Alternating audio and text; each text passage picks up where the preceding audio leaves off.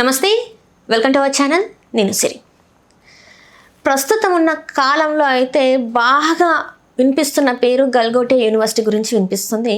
ఏంటంటే మొన్న సమిట్ జరిగిన టైంలో ఈ గల్గోటే యూనివర్సిటీ ప్రదర్శించిన ఒక రోబో అదైతే ఇప్పుడు చర్చనీయాంశమైంది.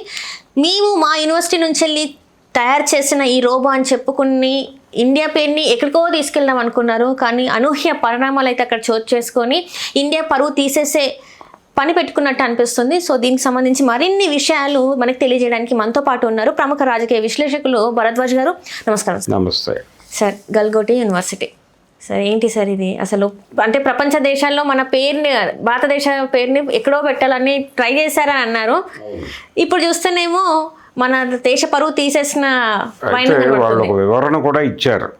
ఆ తర్వాత ఈ ఇన్సిడెంట్ జరిగిన తర్వాత అంటే వీళ్ళు అక్కడ ఒక స్టాల్ పెట్టారు గల్గోటే యూనివర్సిటీ నుంచి. ఏఐ సమ్మిట్ జరిగింది భారతదేశం తరఫున, ప్రపంచ స్థాయి సమ్మిట్ జరిగినప్పుడు అక్కడ వీళ్ళు స్టాల్ పెట్టి అక్కడ ప్రదర్శించినటువంటి ఒక రోబోకి సంబంధించిన గొడవ అది ఆల్రెడీ ఇంతకుముందు ఒక చైనా కంపెనీ చేసేసి ఉంది. అది చేయటం మాత్రమే కాదు, దాన్ని కొన్ని లక్షల రూపాయలు వెచ్చించి ఇక్కడ చాలామంది కొనుగోలు చేయడానికి ఆర్డర్లు పెట్టున్నారు. చాలామంది, కొంతమందికి ఆల్రెడీ డెలివరీలు అయిపోయి ఉన్నాయి. అయితే ఇదంతా జరుగుతున్న సందర్భంలో వీళ్ళు దాన్ని తమ జ్ఞానంగా, తమ ఇన్నోవేషన్గా చెప్పుకుంటూ అక్కడ ప్రదర్శించారు. ఇది ఇష్యూగా మారింది. అంటే ఇమ్మీడియట్గా అక్కడికి వచ్చిన వాళ్ళందరూ ఏఐలో చాలా జ్ఞానం ఉన్నటువంటి వాళ్ళే వస్తారు అక్కడికి. అలాగే ఆ ఏరియాలో జరుగుతున్నటువంటి పరిశోధనలు, బయటకు వస్తున్నటువంటి ప్రోడక్ట్స్, వీటన్నిటికి సంబంధించి సమగ్ర జ్ఞానం ఉన్నటువంటి వాళ్ళే వస్తారు. ఈ కనీసపు జ్ఞానం వీళ్ళకి లేకుండా పోయింది. అంటే మనం ఇప్పుడు ఒక ఆధ్యాత్మిక సదస్సు జరుగుతున్న చోటుకి వెళ్ళి ఏదేదో మాట్లాడితే అక్కడ గందరగోళం అవుతుంది. అలాగే వీళ్ళు కూడా ఆ వచ్చిన వాళ్ళు ఏం పర్లేదులే చూసి, అంటే వీళ్ళ ప్రతిభా పాఠవాలు చూసి మెచ్చుకుంటారన్న ధోరణిలో అసలు అక్కడికి ఎలా అలో చేశారు వీళ్ళని అనేది ఒక నేపథ్యంలో వెళ్తే వీళ్ళకి భారతీయ జనతా పార్టీ ఆశీర్వాదాలు బలంగా ఉన్నాయి. బలంగా ఉండటం మాత్రమే కాదు, స్వామి ఆయన యోగి ఆదిత్యనాథ్ గారి సాన్నిహిత్యం ఉంది ఆయనకి, గల్గోటియాకి. అలాగే గతంలో కొన్ని ఎడ్యుకేషనల్ స్కామ్స్ చేసినటువంటి చరిత్ర కూడా ఉంది ఆయనకి. కేసెస్ ఉన్నాయి, వాళ్ళ వైఫ్ మీద ఉంది, ఆయన సన్ మీద ఉంది. అంటే వీళ్ళు శకుంతల అనే పేరుతో ఒక ఎడ్యుకేషనల్ ట్రస్ట్ నడుపుతూ నోయిడాలో నిర్వహించినటువంటి ఒక ఎడ్యుకేషనల్ ఇన్స్టిట్యూషన్కి సంబంధించి వీళ్ళు లోన్లు తీసుకున్నారు. రకరకాల ఫైనాన్షియల్ ఇన్స్టిట్యూషన్స్ నుంచి లోన్లు తీసుకుని అవి ఎగ్గొట్టిన కేసుల్లో వాళ్ళు కోర్టుకు వెళ్ళారు. తర్వాత లీగల్గా ప్రొసీడ్ అయ్యారు. వీళ్ళు అరెస్ట్ అయ్యారు. నిజానికి ఏది ఆయన కుమారుడు, భార్య ఇద్దరు అరెస్ట్ అయ్యారు. స్టే తెచ్చుకుని బయటకు తెచ్చుకున్నారు. ఇలాంటి అంటే ఎడ్యుకేషన్ సిస్టమ్ని ఒక వ్యాపారంగా మార్చి ఈ వ్యాపారంలో రకరకాల మోసాలకు పాల్పడి ఎవరైనా అడిగితే పొలిటికల్ ఇది ఉంది వాళ్ళకి, పొలిటికల్ ఇన్ఫ్లుయెన్స్తో వాళ్ళని కంట్రోల్ చేయటం అనేది పెద్ద కష్టమేం కాదు. అంటే బ్యాంకుల్ని బురుడీ కొట్టించడం, లేకపోతే ఫైనాన్షియల్ ఇన్స్టిట్యూషన్స్ని అక్కడ లోన్లు తీసుకుని ఎగ్గొట్టడం కోసం రాజకీయాలు. అంటే వీళ్ళ వ్యాపారంలో కొంత భాగం పొలిటీషియన్స్కి వెళ్ళిపోతుంది ఆటోమేటిక్గా. అంటే విద్య అనే దాన్ని వ్యాపారంగా మార్చేసి దాన్ని వికృతంగా వ్యాపారం చేస్తూ అనేక వ్యవస్థల్ని భ్రష్టు పట్టిస్తున్నటువంటి చరిత్ర ఉన్నటువంటి యూనివర్సిటీ అది గల్గోటియా. దాని అనుబంధంగా చాలా ఉన్నాయి. దాని అనుబంధ పాఠశాలలు, అంటే ఎడ్యుకేషన్లో వాళ్ళు అన్ని స్థాయిల్లోనూ ఉన్నారు. అన్ని స్థాయిల్లోనూ వాళ్ళ తాలూకా ఇన్స్టిట్యూషన్స్ ఉన్నాయి. ఉత్తరప్రదేశ్లో మాత్రమే కాదు, హర్యానా దాకా విస్తరించినటువంటి వ్యవస్థ అది. కాబట్టి అన్ని చోట్ల ఇదే గొడవ. అలాగే ఫీజుల వసూళ్ళు కూడా చాలా బీభత్సమైనటువంటి స్థాయిలో జరుగుతుంది అక్కడ.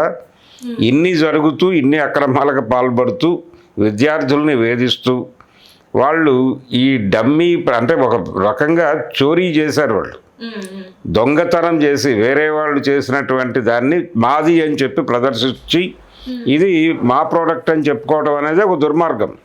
మేధో చౌర్యం అంటారు దీన్ని. ఈ మేధో చౌర్యానికి పాల్పడి తర్వాత ఇవన్నీ బైట్స్ ఉన్నాయి. అంటే వాళ్ళు ఆ రోజున అక్కడ మాట్లాడినటువంటి బైట్స్ అన్నీ ఇప్పటికీ మీడియాలో లైవ్లో అవైలబుల్గానే ఉన్నప్పటికీ వాళ్ళ ప్రతినిధి గారు ఒక వివరణ ఇచ్చే ప్రయత్నం చేశాడు. మేము ఇది నా ఇన్నోవేషన్ అని చెప్పి చెప్పుకోలేదండి, చాలా స్పష్టంగా ఇదొక జ్ఞానం ఉంది, దీన్ని పోలినటువంటి దీన్ని పట్టుకొని దీనికంటే అప్గ్రేడెడ్ వెర్షన్ తయారు చేయడానికి మేం ప్రయత్నం చేస్తున్నాం, మా దగ్గర దానికి సంబంధించినటువంటి పరిశోధనలు జరుగుతున్నాయి, అతి త్వరలో దీనికంటే అత్యద్భుతమైనటువంటి మెకానిజంతో మేము ప్రపంచం ముందుకు రాబోతున్నాం అని చెప్పి వివరణ ఇచ్చాడు ఆయన. అంటే దీనికన్నా ముందు వాళ్ళు ఇంటర్వ్యూలో ఇచ్చారు కదా సార్, ఇది మేమే చేసాం, మా యూనివర్సిటీలో వచ్చింది, సర్వేలెన్సెస్ ద్వారా కూడా మేము దీన్ని ఆల్రెడీ యూజ్ చేస్తున్నాం అని చెప్పేసి మళ్ళీ మేము ఇలాంటిది దీనికన్నా మెరుగైన చేస్తామంటే ఎలా సార్, అది తప్పు కదా సార్. ఆ ఇంటర్వ్యూల్లో మాట్లాడిన ఇంటర్వ్యూలన్నీ ఉన్నాయి అక్కడ లైవ్లో ఉన్నాయనేటువంటి ఏమాత్రము బెరుకు లేకుండా, పైగా వాళ్ళ యూనివర్సిటీకి అనేక సార్లు వీళ్ళందరూ అనేక ఈవెంట్స్కి హాజరైనటువంటి చరిత్ర ఉంది.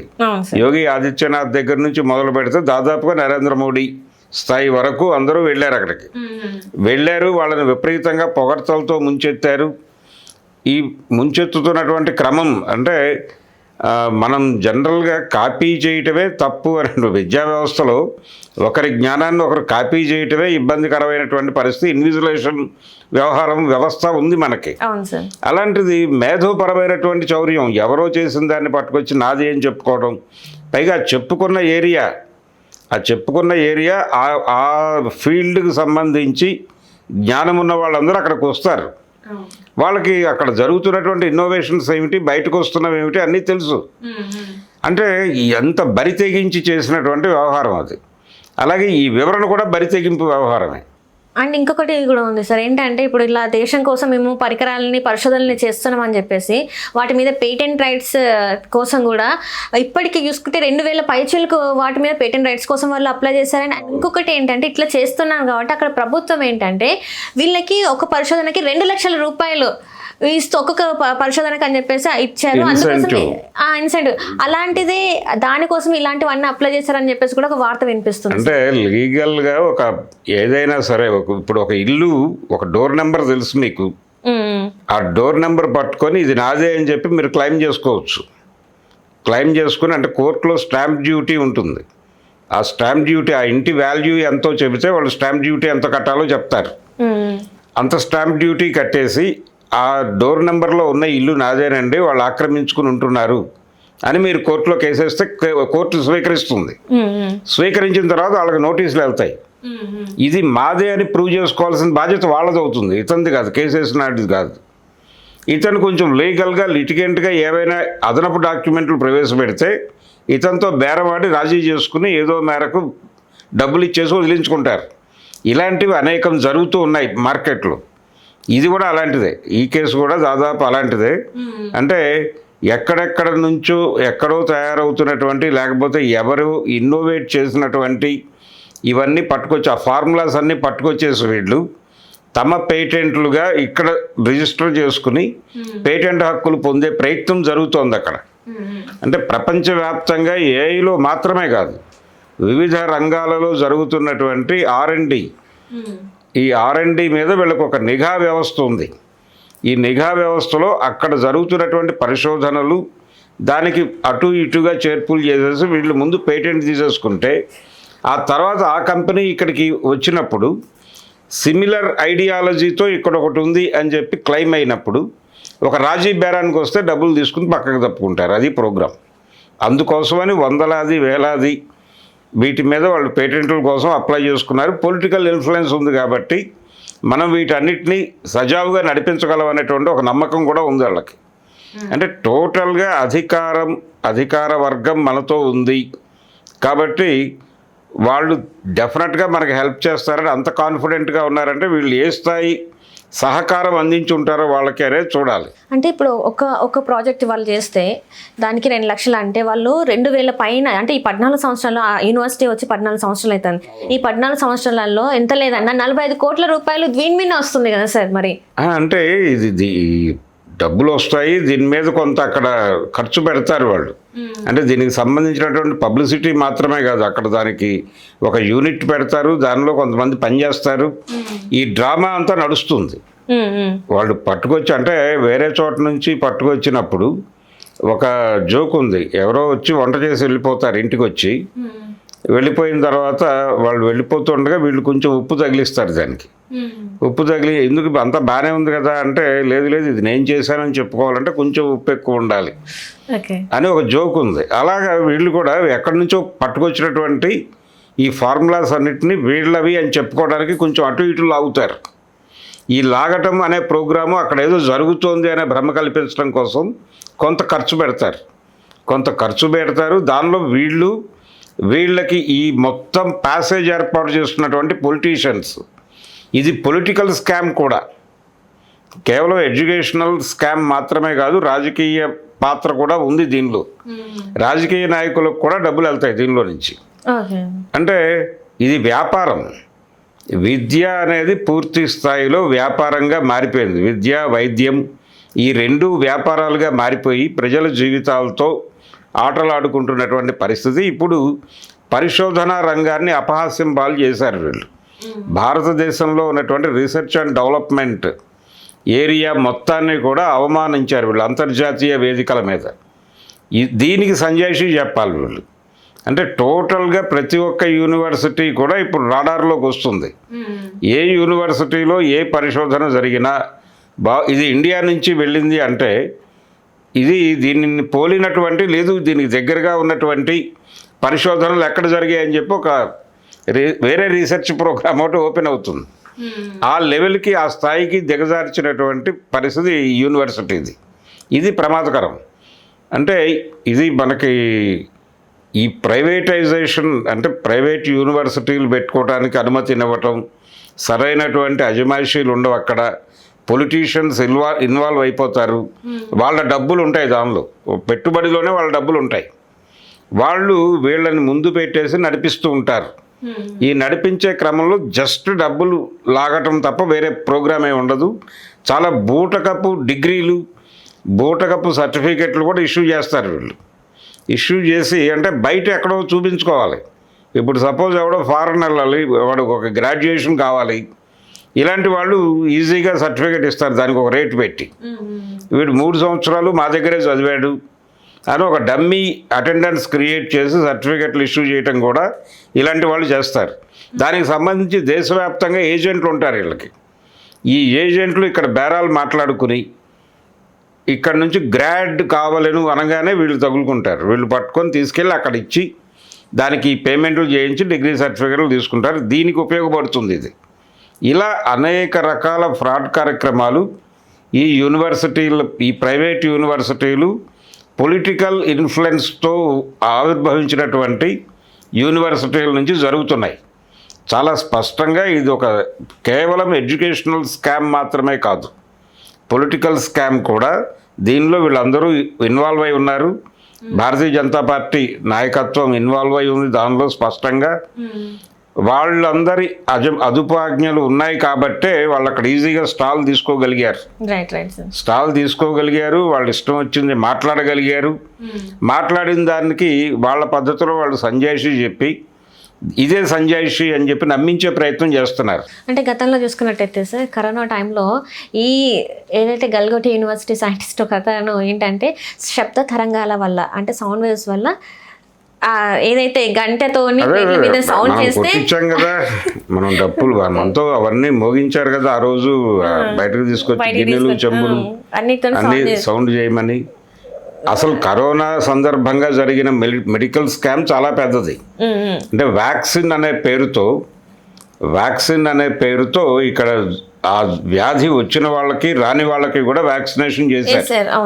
చేయటం వలన అందులో చాలా మంది బూస్టర్ డోస్ తీసుకున్న వాళ్ళు చాలా మంది ఇబ్బంది పడటం మాత్రమే కాదు, ఈ వ్యాయామశాలల్లో జిమ్ముల్లో చనిపోతున్నటువంటి చాలామంది బూస్టర్ డోస్ తీసుకున్న వాళ్ళే. ఏది పునీత్ దగ్గర నుంచి మొదలు పెడితే చాలామంది సెలబ్రిటీసు జిమ్ముల్లో వెళ్ళిపోయిన బ్యాచ్ ఒకటి ఉంది. వీళ్ళందరూ బూస్టర్ డోస్ బాధితులే. వీళ్ళ బాడీలో ఉన్నటువంటి రోగనిరోధక శక్తిని పూర్తి స్థాయిలో చంపేసి వీళ్ళ శరీరాన్ని అంటే రకరకాల వ్యాధులు ఎఫెక్ట్ అయిపోతున్నాయి. వీళ్ళకి ఎఫెక్ట్ అయిపోయి అనేక జబ్బులు అంటే ఎక్కడెక్కడో బ్రెయిన్లో బబుల్ రావటం లాంటి వాటిని, అంటే బండి మీద వెళ్తూ సడన్గా సడన్గా పడిపోయి చనిపోతున్నారు. ఇలాంటివి కూడా వ్యాక్సిన్ ప్రభావమే. అంటే ప్రభుత్వం జనాల ఆరోగ్యంతో వ్యాపారం లింక్ చేసి ఆడుకున్నటువంటి పరిస్థితి అది. దాని మీద ఎక్కడా చర్చ ఉండదు. ప్రపంచం మొత్తం లడ్డూలో కల్తీ దాని మీద మాత్రం విపరీతంగా మాట్లాడతారు. లడ్డూలో కల్తీ అంటారు. ఇప్పుడు పాలు కల్తీ జరిగితే దాని గురించి ఎవడో మాట్లాడు. కల్తీ అన్ని వ్యవహారాల్లోనూ జరుగుతోంది. ఇది మేధో కల్తీ. ఈ గల్గోటియా వాళ్ళు చేస్తున్నది మేధస్సు కల్తీ. ఇలాంటి కల్తీ మొత్తం వ్యాపార రంగము, రాజకీయ రంగం వ్యాపారంలోకి ప్రవేశించడం వల్ల జరుగుతున్నటువంటి వినాశనం. కాబట్టి దీని మీద దేశవ్యాప్త ఉద్యమం జరగవలసినటువంటి అవసరం అయితే సీరియస్గా ఉంది. అంటే మనకి అనేక ప్రైవేట్ యూనివర్సిటీలు ఉన్నాయి మన దగ్గరే. ఇప్పుడు మొన్న మోహన్ బాబు యూనివర్సిటీ మీద అనేక ఆరోపణలు చేశారు వాళ్ళు. ఫీజు కలెక్షన్స్ గురించి, అంటే కిడ్నాప్ జరిగింది. అంటే వాళ్ళు క్వశ్చన్ చేయటం మొదలుపెట్టిన తర్వాత వాళ్ళని కంట్రోల్ చేయటం కోసం ఒక కిడ్నాప్ చేసే లెవెల్కి వెళ్ళారు. మేము ఇది కంట్రోల్ చేసుకోగలం అనేటువంటి వాళ్ళ నెట్వర్క్ ఉంది వాళ్ళకి. ఈ నెట్వర్క్ ఉంది అనేటువంటి భరోసా వీళ్ళకి కూడా ఉంది. అంటే వీళ్ళు ఫైనాన్షియల్ ఇన్స్టిట్యూషన్స్ని తప్పుదారి పట్టించి డబ్బులు తీసేసుకుని ఒక్క ఇన్స్టాల్మెంట్ కట్టకుండా ఎగ్గొడితే వాళ్ళు కోర్టుకు వెళ్తే అరెస్ట్ చేస్తే గంటలో వాళ్ళు బయటికి రాగలిగారు. అంటే కోర్టు నుంచి స్టే తీసుకోగలిగారు. అంటే ఏ లెవెల్ ఇన్ఫ్లుయెన్స్ వాళ్ళు చేయగలరు అన్నది స్పష్టం. కాబట్టి అతను పెద్దగా భయపడలేదు, కంగారు పట్టడం లేదు. దేశం మొత్తం జరుగుతోంది ఇదే అన్న ధోరణిలో ఉన్నాడు ఆయన. వీళ్ళు కూడా దీని గురించి బాధపడలేదు, భయపడలేదు. దీన్ని ఇష్యూ కాకుండా మనం ఇంకేదో రైజ్ చేయగలం అంటే చిన్న గీత పక్కన పెద్ద గీత గీయటం ద్వారా దీన్ని ఒక గీతని చిన్నది చేయాలంటే దాని పక్కన పెద్ద గీత గీయాలి అని చెప్పి రేపు పొద్దున యూపీ నుంచే ఇంకేదో జరుగుతుంది. ఇంకేదో జరిగి ప్రపంచం అంతా దాని గురించి మాట్లాడుకుంటుంది. ఇది పక్క వెళ్ళిపోతుంది. దీన్ని పక్కకి జరపటం అనే వ్యవహారం మీద ఇప్పుడు కాన్సన్ట్రేషన్ ఉంది ప్రభుత్వానికి. అంతే తప్ప అసలు ఈ గొడవ ఏమిటి అనేది ఇప్పటివరకు గవర్నమెంట్ వైపు నుంచి ఒక అభిప్రాయం లేదు, ఒక ప్రకటన లేదు. అసలు భారతదేశంలో విద్యా వ్యవస్థ, దాని తాలూకా ప్రమాణాలు, దాని మీద భారతదేశంలో ఇంటర్నల్గా అనేక మంది గతంలో విశ్వవిద్యాలయాల్లో పనిచేసి రిటైర్ అయిపోయిన వాళ్ళు చాలామంది ఉన్నారు. వీళ్ళని కూర్చోబెట్టి ఎక్కడికక్కడ సదస్సులు జరపాల్సినటువంటి అవసరం అయితే ఉంది. అలాగే విద్య వ్యాపారంగా మారటం, ఈ విద్యా రంగాన్ని వ్యాపార రంగంగా మార్చినటువంటి దుర్మార్గం వలన జరుగుతున్నటువంటి దారుణాలు ఇవన్నీ. దీని మీద ఒక సీరియస్ డిబేట్ జరిగి విద్యని వ్యాపారం నుంచి బయటకు తీసుకురాగలిగితే తప్ప ఈ రకమైనటువంటి దుర్మార్గాలను ఆపడం సాధ్యం కాదు. Thank you so much sir. Thank you. Hello, Telugu రాజ్యం ఛానల్ చూస్తున్నారా? సామాజిక, రాజకీయ, జీవన చిత్రణే తెలుగు రాజ్యం. అతిశయోక్తులు, అసత్యాలు ఉండవు. రాజకీయ కోణం కాదు, ప్రజా కోణమే కొలబద్ద. తెలుగు రాజ్యం వీక్షణ మీ ఉత్తమ అభిరుచికి నిదర్శనం.